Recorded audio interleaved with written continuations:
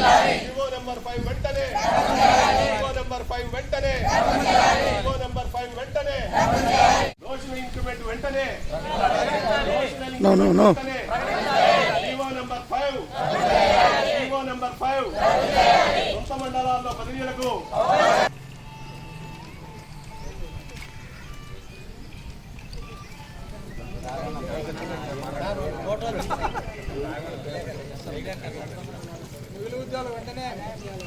మిగిలిన ఉద్యోగులకు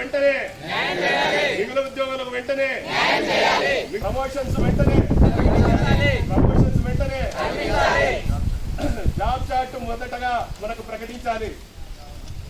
notional increment వెంటనే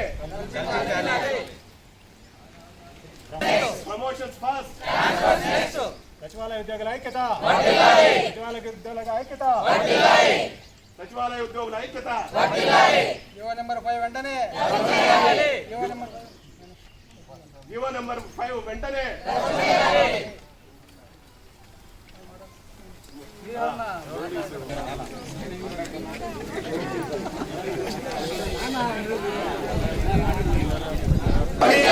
సొంత మండలాల్లో బదిలీలకు వెంటనే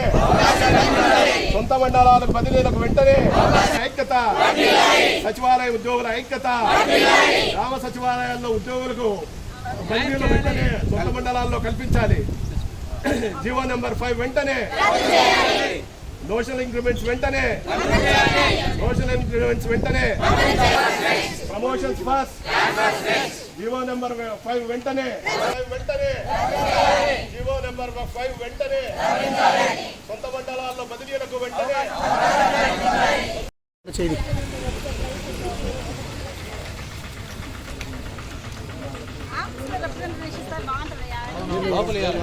అంతా వస్తుంది మేడం, మొత్తం ఇయ్యచ్చులే మేడం, ఏం కాదు.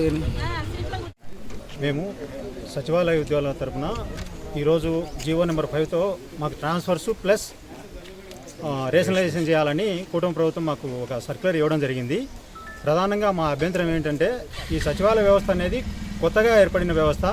ఈ వ్యవస్థ ఏర్పడిన తర్వాత ఈ కూటమి ప్రభుత్వం మా సమస్యలన్నీ పరిష్కరిస్తుందని మేము బలంగా నమ్మాము. మేము ఈరోజు జరిగే ఈ ట్రాన్స్ఫర్స్కి కానీ రేషనలైజేషన్కి కానీ వ్యతిరేకం కాదు. కాకపోతే ఆ చేసేది ఏదో మాకు ఒక పద్ధతిగా చేయాలని మేము మా అందరినీ విన్నవించుకుంటున్నాం.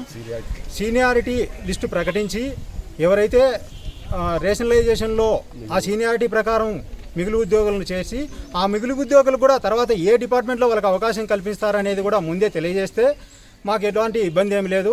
తర్వాత ఈ ట్రాన్స్ఫర్స్ విషయంలో కూడా గెజిటెడ్ ఆఫీసర్కి ఉండే నిబంధనలు పెట్టినారనమాట. మండలాల్లో సొంత మండలాల్లో అవకాశం లేకుండా కల్పించినారు.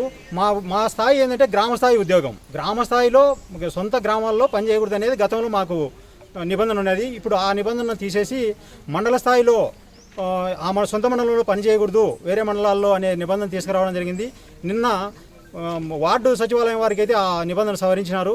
మరి మేము వాళ్ళు సమాన ఉద్యోగులం, వాళ్ళకు తొలగించి మాకు పెట్టడం అనేది సమన్వయం కాదు. కాబట్టి ప్రభుత్వం దీన్ని వెంటనే తొలగించి మాకు కూడా సొంత మండలంలో అవకాశం కల్పించాలి.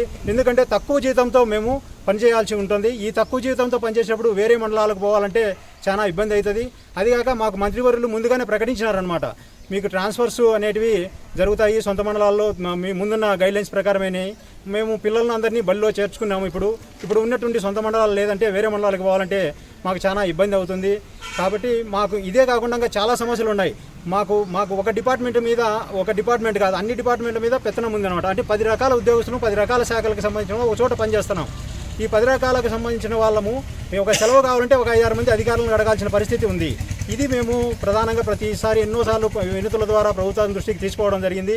కాబట్టి మాకు ఒకే అధికారిని అపాయింట్ చేసి మా యొక్క సర్వీస్ రూల్స్ కూడా స్పష్టంగా ఇచ్చి, చాలామందికి ఇంకా ప్రమోషన్ సర్వీస్ రూల్సే ఇవ్వలేదు చాలా క్యాడర్లకు. ఆ ప్రమోషన్ సర్వీస్ రూల్స్ ఇస్తే తర్వాత సీనియారిటీ లిస్ట్ ఇచ్చి ఇదంతా ఒక ప్రాపర్గా చేస్తే మాకు ఎలాంటి అభ్యంతరం లేదు.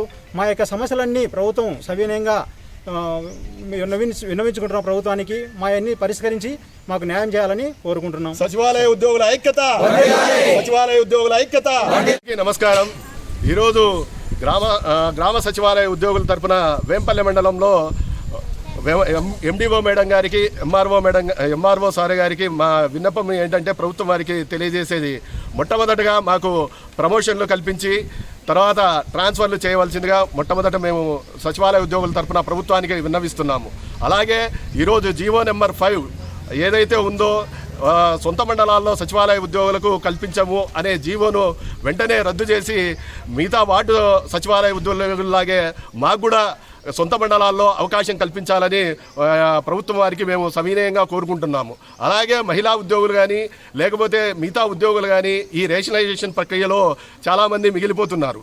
వాళ్ళను ప్రభుత్వం వారు సరైన వారికి డిపార్ట్మెంట్ కల్పించి వాళ్లకు సరైన అవకాశాలు కల్పించాలని, వాళ్లకు మొట్టమొదటిగా వాళ్ళకి ఏ డిపార్ట్మెంట్లో కలుపుతున్నారని ప్రభుత్వం వారు తెలియజేసి తర్వాత రేషనలైజేషను, ట్రాన్స్ఫరు, ప్రమోషన్స్ వెంటనే కల్పించి మాకు సచివాలయ ఉద్యోగులను తగిన న్యాయం చేకూరుస్తారని ప్రభుత్వం వారికి మేము సవినయంగా విన్నవిస్తున్నాము.